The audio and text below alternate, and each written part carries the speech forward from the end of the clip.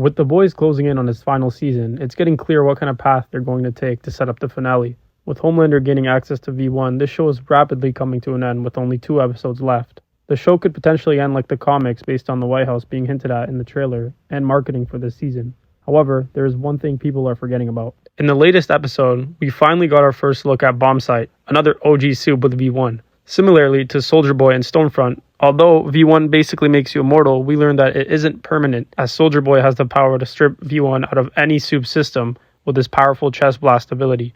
Now, with Homelander injecting the V1, it is reasonable to say that his character will become even more arrogant than ever, potentially asserting maximum dominance to take out the president and rule America, just like he did in the comics. But here's where it gets interesting. That V1 Soldier Boy handed over isn't in 100% condition. When the explosion took place, whatever V1 was stripped away from Bombsight had to have had some effect on the needle due to it being in close proximity. That blast carries radiation that disinfects or burns compound V1 out of a soup system, entirely likely implying that the serum itself has degraded. Even in the handover sequence, you can see the vial dripping or leaking as Soldier Boy passes it to Homelander, almost like the radiation had some destabilizing effect on it. It was not a clear transfer. This could suggest Homelander might have injected a weakened, compromised version of V1. Still incredibly powerful, but not the pure, full-strength immortality boost he was expecting, which could negatively affect Homelander's powers. Soldier Boy, as we know, dislikes Homelander and realizes giving him an ineffective version of V1 will 1. Not make Homelander immortal,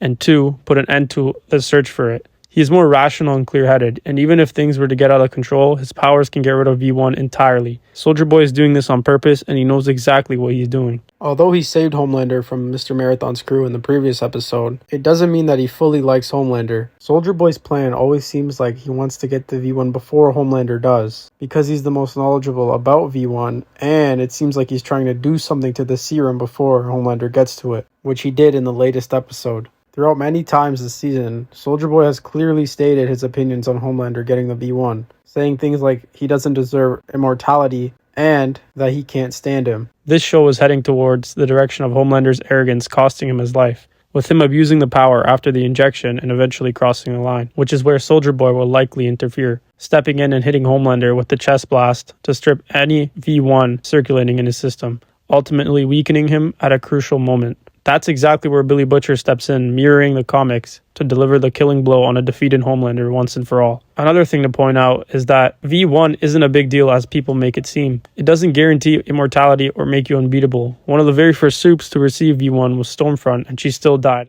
And that's why I think the show is heading towards Soldier Boy violently fighting Homelander, with Butcher getting the last laugh. Similar to the comics, where it's Noir, Homelander, and Butcher.